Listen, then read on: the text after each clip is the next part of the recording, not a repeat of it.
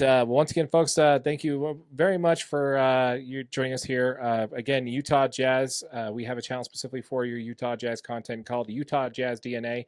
If you're watching this on our live stream or on our main channel, DNA Sports Recap, we have a channel specifically for all your Utah Jazz content called Utah Jazz DNA. A link to that channel will be in the description down below, so be sure to subscribe to the channel. And yeah, smash that like button for your boy AJ right over there. Yeah, do it. All right, let's go ahead and talk about the draft, man. Let's get into it. I've wanted to Yes. talk about this for a while, and let's get into it. Let's go ahead and talk about the draft, taking Ace Bailey at number 4. I love it, man.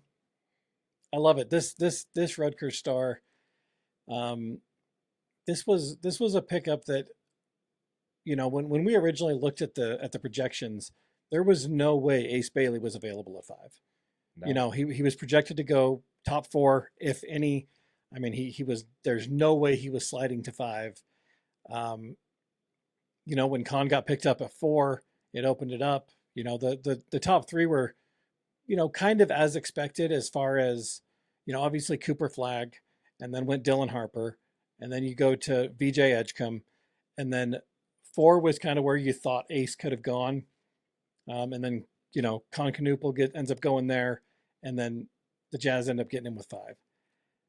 This is best case scenario for the Jazz, I think. You have a top 3 skilled player, one of the best difficult shot makers in the whole draft, and a player that has a tremendous upside. If not, aside from Cooper Flagg, one of the, probably the largest upside in the draft. I mean, this kid has the ability to be a really, really good basketball player. This is fantastic, man. What are your thoughts on it? So, I have to say, player potential. They did what they had to do, man. They picked with the best talent available at the draft at that pick. Yeah. I think they got top 3 talent out of this.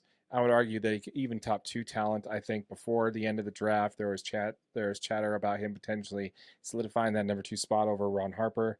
I think he had the opportunity to do so. Just kind of how he handled everything post Rutgers career and going into the draft. He kind of fumbled the bag there. But Utah's never been shy with that kind of stuff, man. They don't care if you say, I don't want to go there. They don't care if you deny workouts. They don't care about that, man. If this is the NBA, you are a college player, and you are not, I think something to remember here is that once you submit your name into the NBA draft, if a team drafts you, they own your rights. Yeah, well, I wouldn't necessarily go that far. Like, there's people who've been able to manipulate the system a little bit, but yeah. But what you do by being drafted with a 5th overall pick and then saying that you want the Jazz to trade you is you essentially annihilate the rest of your career as somebody that's just trying to go wherever they want to go, right? Like it's career suicide is what it is. Yeah, I think, which I never thought I'd say this in my life, but Draymond Green did say it best when he said that you're coming into the league with 1 strike against you already. Yeah. And that's not something you want Ace Bailey to do. But, ever since he's been in Utah, he said the right things. He said the right things in the press conference. He's there in the workout. He's there with the team getting ready for the Utah Summer League, which is exactly where you want him to be, performing and working out and competing with his teammates, man. I know Utah was not his preference, but in the NBA, you don't get to pick where you want to go. And he's here, and he needs to make the best out of it if he wants to have the career he wants to have. Yep, exactly. And the thing is I think a lot of Jazz fans kind of had that same take on it. Like, well, he came in, he didn't want to be here. Nobody wants to come to Utah. But as Jazz fans, like, be excited. Like you said, this is a top 3 talent in this draft. Like, this is a player that, we just did a video. I mean, before the draft, we had a conversation about who should the Jazz take it to. Let's say worst case, they don't get the number 1 pick. They get the 2 pick. Ace Bailey's right there. Yeah. I mean, this is a player that we were both like, you got to take Ace. Right. I mean, with the number 2 pick, you got to take him. Yeah, because Ron Harper's dad told me he didn't want to come here either. Yeah, we don't want Dylan Harper. He wasn't even the first player in this draft to say no to the Jazz. Yeah. But the trick is that he fell to 5 and you got to take him. Same thing happened to Steph Curry. His dad, Dale Curley, told the Golden State Warriors front office not to draft his son, and guess what they did anyway?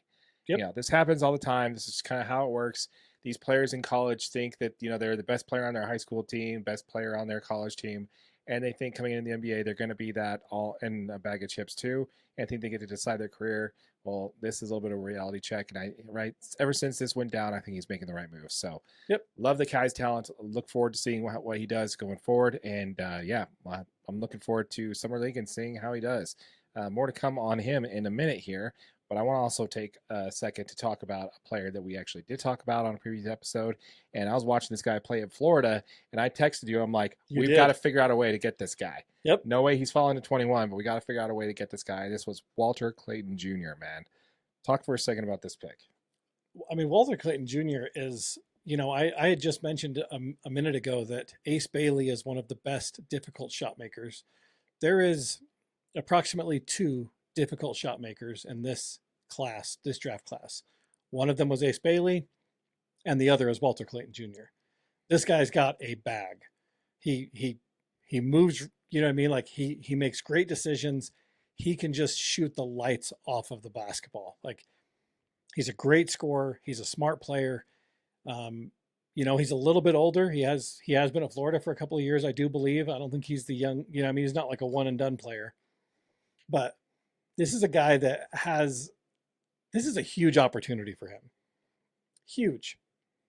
Coming to a team with the Jazz, especially, I think the Jazz recognized it pretty early. We just saw the Colin Sexton trade, and we'll get, to more of that in just a minute. But he's got a shot, man. He's got a shot.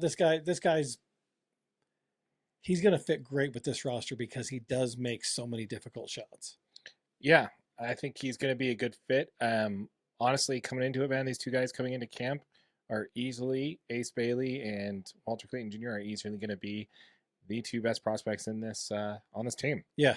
It's going to be kind of hard to argue that. I know Isaiah Collier had a great year. Flip had a year that no one was expecting him to have. Both did really, really well, but I think with Walter Clayton, his development and the fact that he was a senior and he was there, he's a little bit older, and he helped lead his team to a national championship. Right. Which is something that even Ace Bailey couldn't do. Put the team on his back, led him to the national championship. Side note, how good was this Rutgers team when you had 2 of the top 5 draft picks and you guys couldn't even make it to the dance?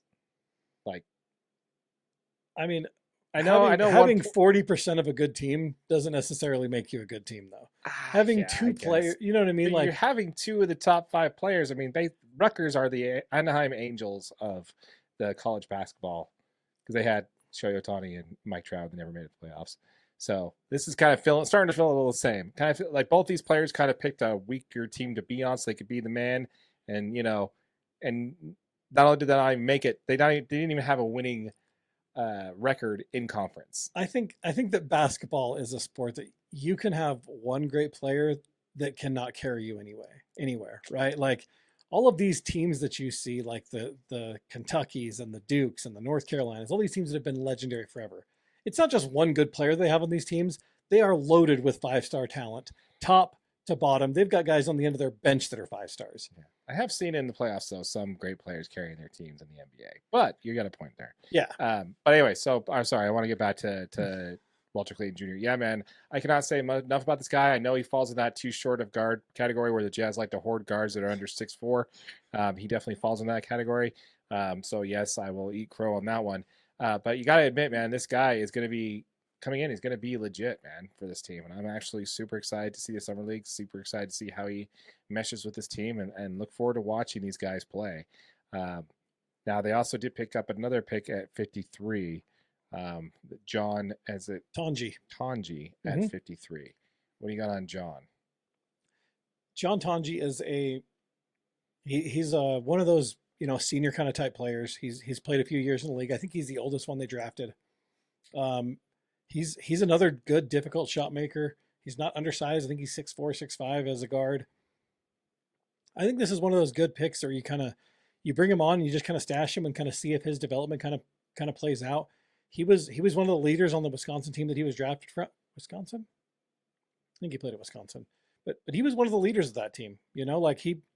He was their guy that they kind of leaned on to make the shots when they needed one. And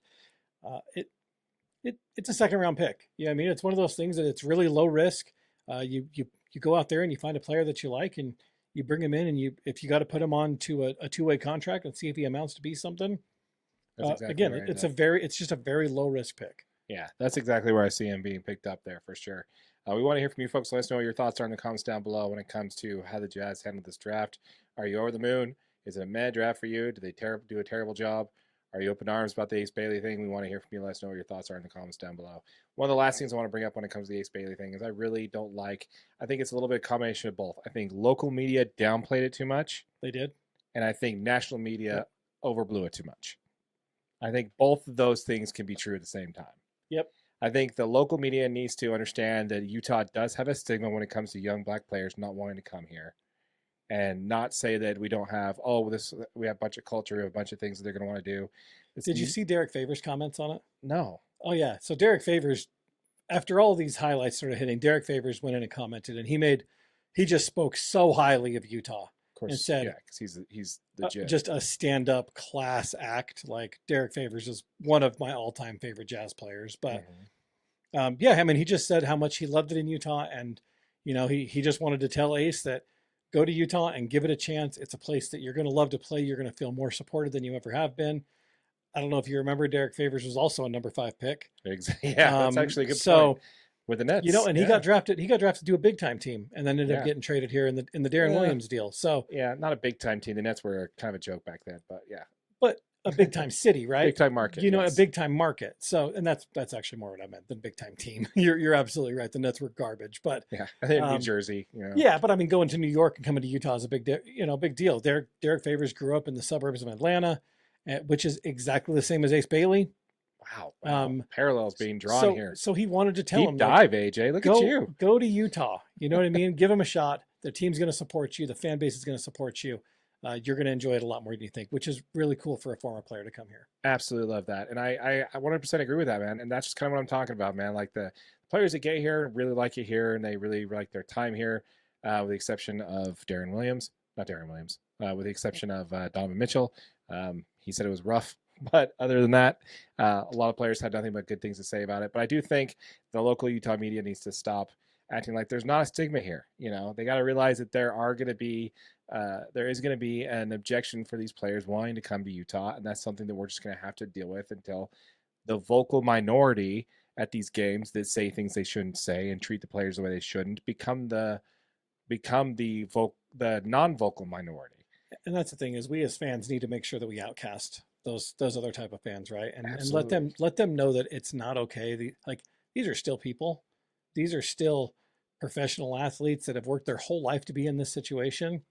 So be that better person and make sure that we know that that's the way we change the culture that's in Utah, is to work to make sure these players feel welcomed and established, and they can come here and really, really be successful. Yeah, just do better for some of these Jazz fans out here. Be better, Jazz fans. For the most part, you guys are, but a lot of these players think just because they bought a ticket, they could treat these people like zoo animals. It's just not right. So, but yeah, and then the other side of that, I think the national media made a big thing of nothing, something that almost every player that comes to Utah deals with. So I just think that both sides went too far. Both local and national media. Anyway, moving right along, let's go ahead and talk a little bit about, kind of the big problem, man. Coming into camp, these are going to be, Ace Bailey and Walter Clayton Jr. are going to be the best prospects we have on this team, which begs the question, who's going to be your starting 5 in October, AJ? Okay, you ready? I got my starting 5. I got mine too. I'm guessing we're not going to be aligned on this, so I'm actually really excited about it. Actually, before we get into that, we need to hit some of these comments. Should we hit the comments first? Yeah, let's do that. Okay, so we've got, whoops, keep hitting my mic here. Make editing fun. I want to thank Ace's management and agent for tanking his draft stocks, or else we would have been able to get him. So we could take him, yeah. Yeah, absolutely. 100% agree with you on that one, McKinley, for sure. Let's see here. It's always the team. If teams always listened to what players wanted, and no small market team would get good players. Fair point. Fair point. Yeah, it was one of the people said, "Oh, OKC is a small market team and they have all this great talent." Yeah, but they don't have the same small town stigma that Utah does. No. So that kind of comment just doesn't really track well for me. But yeah, I 100% agree with you on that one for sure. And this one here is, if anything, Ace should be thankful that the Jazz are saving him from going to the dumpster fire organization like the Wizards or Pelicans or Nets. They may be on the big East Coast, but they may be big on the East Coast, but they don't have A good track record. a good track record. Very nice. Very nice. Yeah, I have to agree with you on that one, McKinley, for sure.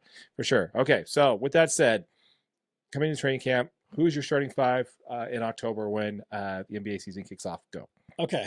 My starting rotation looks like Isaiah Collier at 1, Mm-hmm.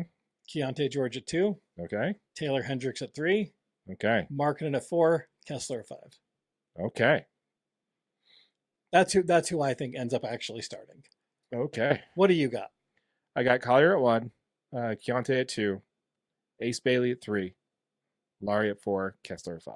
So that's really the big switch though. Is for me, I was really debating the Hendricks and Bailey thing. Yeah. I think that will tell a lot on what we actually see in training camp. You know what I mean? Like, because the fact is if Ace Bailey does end up in the starting rotation and Taylor Hendricks ends up as a starter, and Taylor Hendricks ends up coming off the bench, I do think Hendricks will be one of the first people off the bench, right? Yeah, agreed. But that tells you that the Jazz did exactly their job in drafting Ace Bailey because he was exactly the player that we thought he was going to be.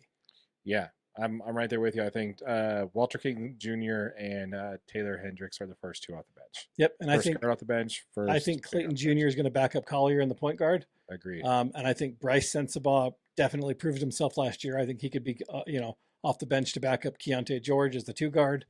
I think Cody Williams will back up Markkanen and Filipowski at 5. Yeah, I'm not as high on Bryce Sensabaugh as you are, but how could the dude shot 42% from 3 last year? Someone's got to make baskets on a terrible team, dude. Especially. I'm sorry, but I just don't see it. I watched enough Jazz basketball last year to be like, okay, this guy has a great game, and then 4 next games after that, he's meh. Then he has a great game, and then 4 games, He averaged 10 points a game. Yeah. 24 points one game, and then 6 the next 3, and then 24 another game. Like, he had it in him. He has it in him. Absolutely. He does. He's a really good shot creator, dude. I mean, he's a strong finisher. He's a great shooter. I just see way too many comparisons between him and THT from what I'm seeing on the field. So on the field. Sorry, on the field. On the court. I think we should put him on the field. Let him see. Get him on the ice. Hell, we're a little rusty here. But yeah, so I agree with you, man. I think we're pretty close on a starting lineup, but we expect to see the Utah Jazz coming into this October. And this is obviously assuming they move John Collins in this offseason, right? Yeah, I think you kind of have to. But for me, I think the biggest piece for that would be how healthy Hendricks is coming in. I think they're not going to push him. Because honestly, I mean, neither of us mentioned Cody Williams. I did.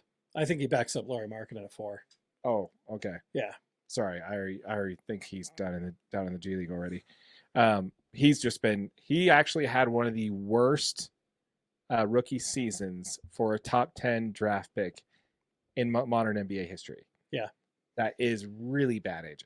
It is really bad, but I think you have to look at the team that he was playing on, dude.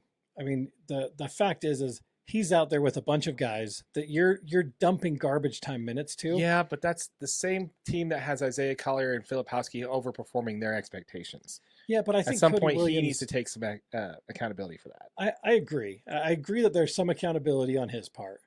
But I do think that Cody Williams is going to be the type of, he's an accessory piece, right? He's not a centerpiece. He's that player that you bring in and he's an accessory to a great team. I don't think he's a franchise centerpiece. I think Isaiah Collier is centerpiece type of player. He comes in, he does his job, he executes great. If he could get any kind of a 3-point shot, I think Isaiah Collier becomes a really, really good player. He didn't shoot the ball from 3 great last year at all, but he's obviously a great distributor. I think he to go one step further, I think he absolutely blows that rookie assist record out of the water if he had some remotely good shooting around him. But he had players like Cody Williams, he's passing the ball too, that are bricking it off the back of the iron 8 times in a game. Yeah, I agree with you there. I think Isaiah Collier is a great backup point guard on a playoff basketball team. I don't think he's a starting point guard on a contending basketball team. That's where I think my ceiling for Isaiah Collier is. You think so? I think so. I think he's got, but he's not great at shooting the ball. especially from three. He doesn't shoot the ball great, but he finishes great. Yeah, He's really tough. He works great through contact. he needs to improve on his shooting. And that's exactly what I was saying. Is if he doesn't improve his shooting, he doesn't have a chance. You know what I mean? Like then if he doesn't improve his shooting, then his ceiling is a backup. Right. But I think if he can get into that mid-30s shooting the three ball, his ceiling goes up way higher, in my opinion. No, I have to agree with you on that one. Yeah. Let's go ahead and talk about some of the trades there that went down for the Utah Jazz. One of the key things there is going to be, well, let's talk about the trade, man. Yeah. So let's kind of go through this. We have John Collins. He was traded. Sorry, not John Collins. We want him to be traded. We'll talk about him in a minute. We have Colin Sexton was traded for a second round pick, traded for Yusuf Nurkic with Charlotte. Yeah. What are your thoughts on this trade? I think this trade's 100% necessary. I love Colin Sexton as a player. I think he's got a great motor. I think he is the type of player you want to see. This team's in rebuilding mode. Colin Sexton has a lot left in the motor. Not that he's going to do much more with Charlotte, but I think that, it was time to move on. You got to clear up some of those minutes. You got guys like Bryce Sensabaugh, Walter Clayton Jr. that you just drafted, Keontae George. You've got a log jam in this guard position. You had to move somebody. You try to get some value back. You have to get a player that's not so log jammed, so you can't trade him for another guard.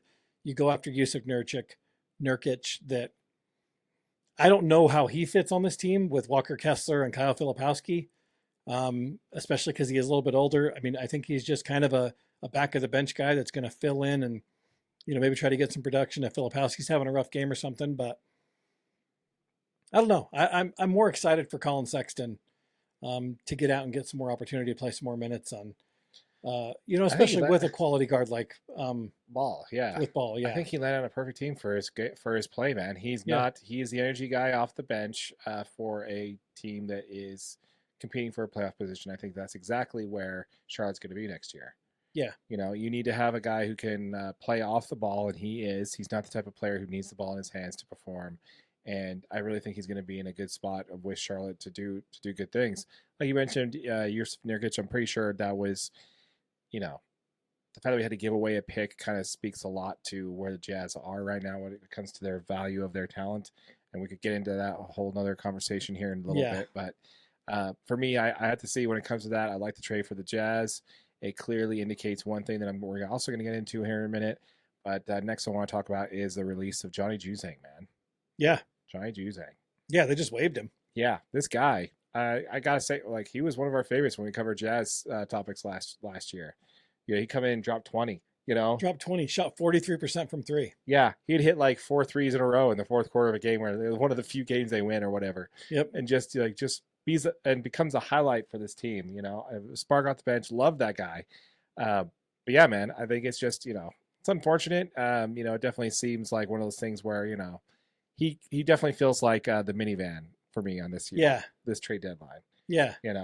Sorry, not the trade deadline, but the offseason where we release somebody. It definitely feels like a minivan type situation there. But I don't want to go in too deep on that because I want to save some time because it's time to give our flowers to our boy, Jordan Clarkson. Right here, man. Easily going to go down as once a Jazz player, always a Jazz player. Definitely going to go on my list of one of my favorite Jazz men of all time. Yep, absolutely. Jordan Clarkson he was the longest tenured Jazz player. He obviously agreed to a buyout. The Jazz are just going to move away. Clarkson's still got plenty in the tank. He can still contribute to a playoff team. He's reported to be signing with the Knicks. Mm-hmm. So he's going to a big market team, going to compete. I really do think he can help that team be better. He's still got, a bunch of offensive punch that he can bring off the bench. Jordan Clarkson is, he's going to be a Jazz legend, man. He's one of those guys you buy a Jordan Clarkson jersey, especially now they're going on sale, because when the Knicks are in town, you're going to be wearing it and repping Jordan Clarkson for sure. Oh, yeah, from everything from the flame on thing or lighting his hand on fire to my favorite one where he dunked the ball and he kind of did that like chef thing where he hung on the rim and then stayed down and just dropped down like all nonchalantly. And my favorite thing was the interview with Jordan Clarkson. Did you see this? The one where the lady interviews him outside of the Delta Center. No idea who he is. Like, have you been? Did you go to quite a few Jazz games? He goes, yeah, I go to a lot. Yeah, like a lot. Like, can you go ahead and spell your name? Oh yeah, Jordan Clarkson. just kept going with it, dude. Absolutely. I don't know if he just simply just you don't know if he literally had no idea what was going on or he was just playing No, along just they to play asked him along. about it after. Yeah, he said she was just asking me. I was just answering him. Exactly. Like Yeah, he's he just was just like, like, I I was just. don't really know what was going on. She just asked me questions, I answered.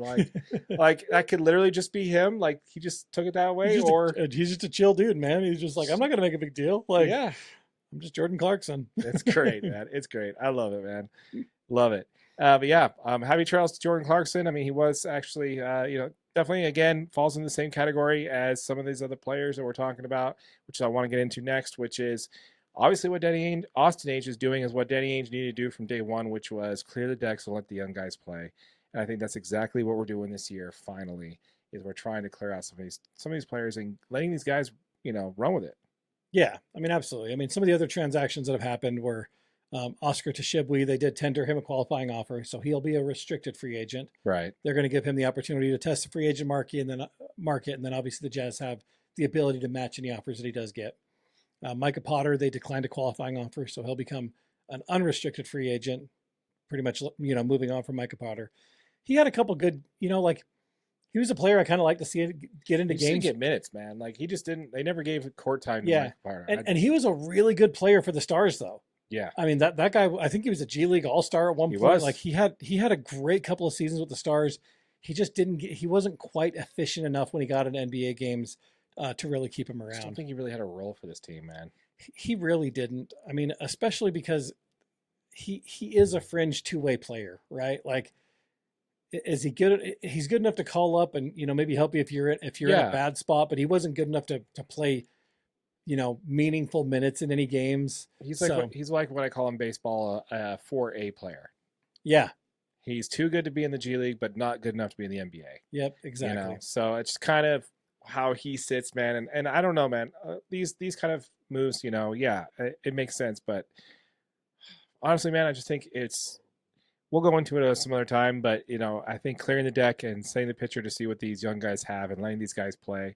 And honestly, as a Jazz fan, to watch Jazz games, this is going to be a more entertaining way to watch the Utah Jazz than it was last year, simply because it's not going to be like last year where we're going to watch these guys compete and be in the game until the middle of the third quarter and then watch them pull everybody out and just put a bunch of bench players or a bunch of G League players and then lose the game by 15. Yep. We're not going to see that happen this year. We're going to see young guys develop. We're going to see players we saw from last year, continue to progress.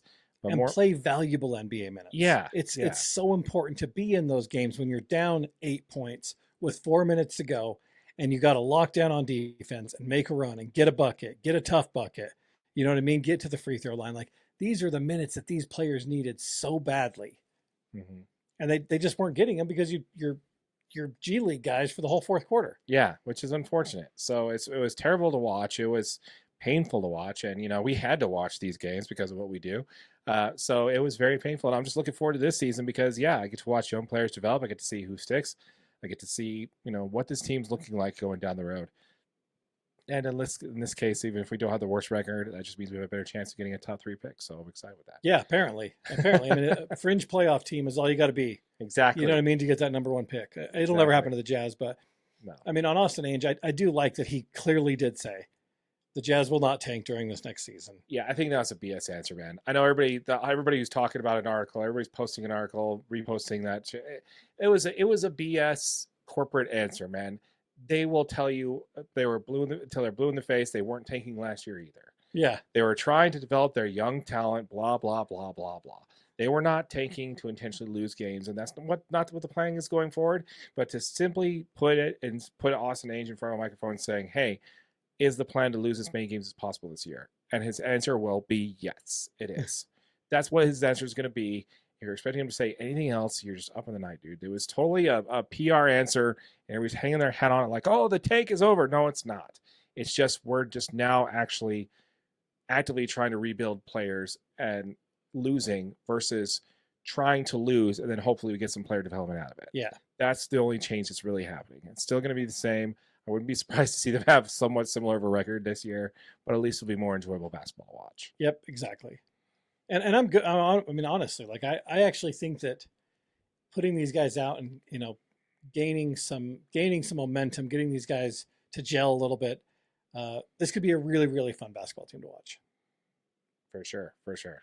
Yeah, we want to hear from you folks. Let us know what your thoughts are in the comments down below. When it comes to your thoughts on the Utah Jazz, we want to hear from you. Let us know what your thoughts are.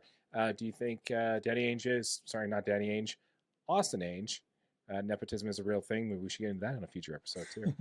We want to hear from you folks in the comments down below what you think about the Utah Jazz, what they did the offseason so far, how they handled the draft, all that good stuff. Let us know what your thoughts are in the comments down below. As a reminder, folks, this channel did just hit over 1,000 subscribers. We are giving the first $500 of We Earn in AdSense revenue back to y'all. So if you have not yet, hit that subscribe button. 5 lucky subscribers are each going to earn $100 each. So make sure you subscribe to the channel, hit that notification bell so you don't miss out on that giveaway, and smash that like button for your boy AJ right over there. Absolutely. And if you're watching on YouTube on one of our short videos, just know this is available as a podcast in its entirety wherever you get your audio. With all that said, my name is Darren, that is AJ, and this has been an episode of the DNA Sports Recap. Till next time.